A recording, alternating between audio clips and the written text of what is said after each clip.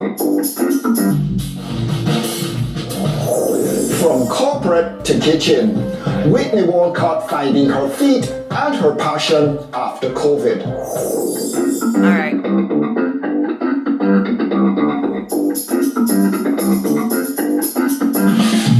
Whitney Walcott around 6 years into her food business, a degree in physical therapy never put into practice after she became pregnant when just about to graduate, deciding instead to hold on to a part-time job before moving into insurance.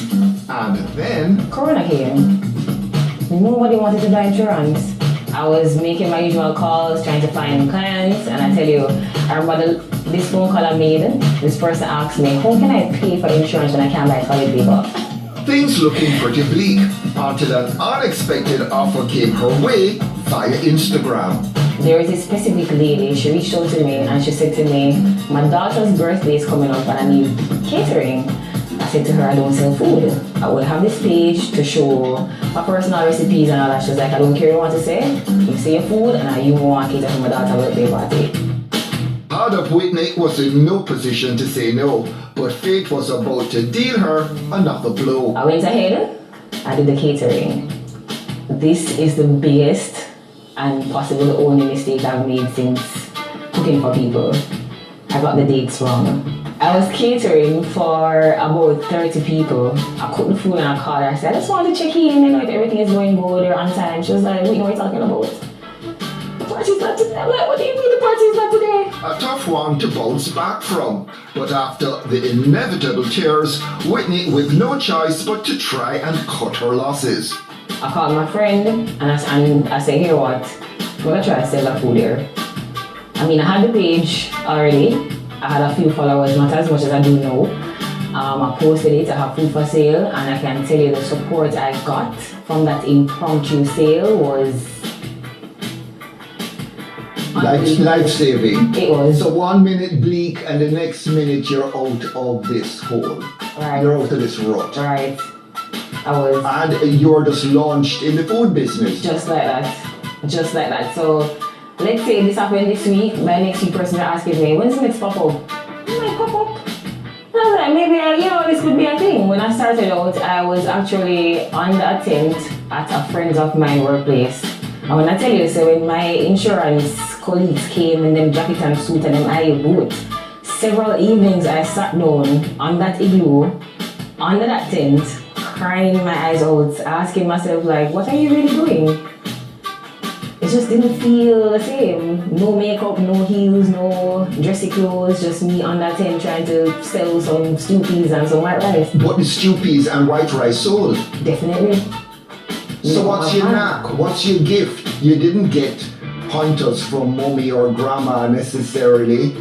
Why is it working for you now? Why are people talking about you and cooking? For me, I think it's just passion. I love what I do. Like, the hardest part of this business for me is people management. But once I'm in the kitchen, I'm in my zone. Most of my meals, natural seasonings. Natural seasonings, and I try to maintain the traditional way of cooking certain things. For example, we have the pressure cooker.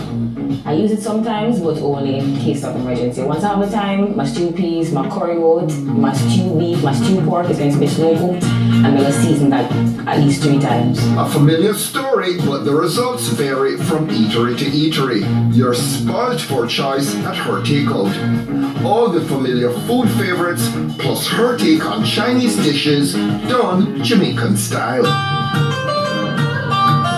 So like sweet and sour chicken, pineapple chicken, sweet chili chicken, I have stir-fried noodles, I have fried rice, I have spring rolls. I kind of love Chinese food still. It's my second love to Jamaican food.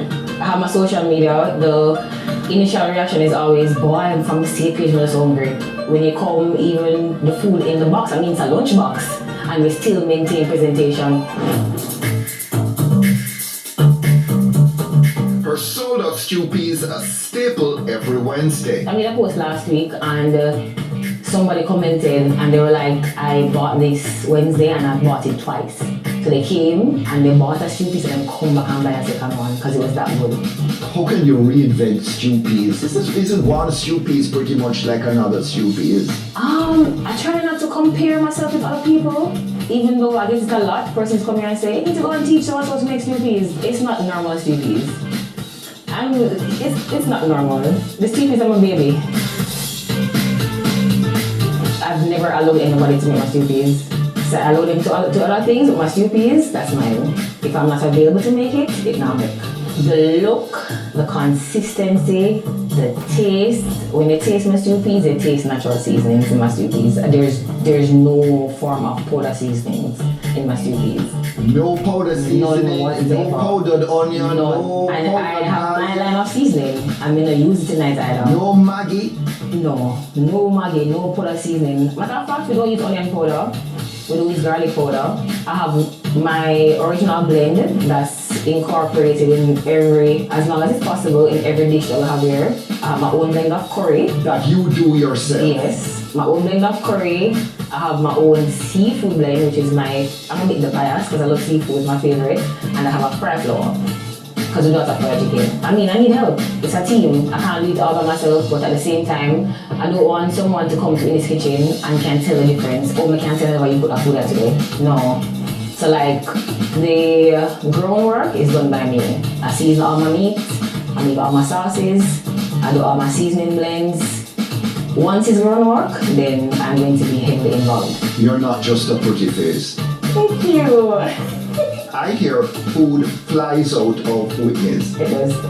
Because sometimes I put on 2 pots of stew peas in one Wednesday. By 11 o'clock, stew peas done. And we start serving at 11. But because we take pre-orders, persons order from even the day before. And you said earlier you were pregnant and you balance motherhood with doing what it is you do, or is that an issue for you? It is. I think when it comes to motherhood, that's when I feel the most guilty.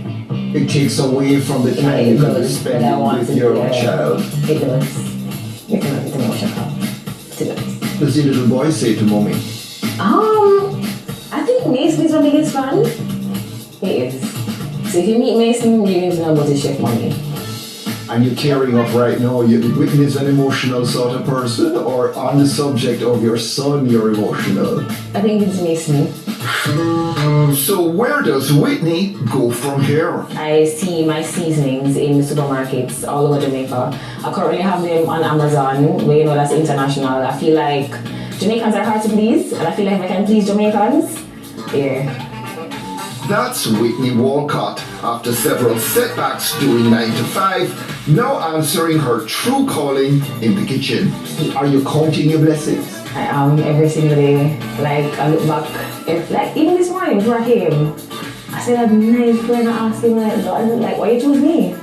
Because I feel like this are not book ups, and I'm grateful for that every single day.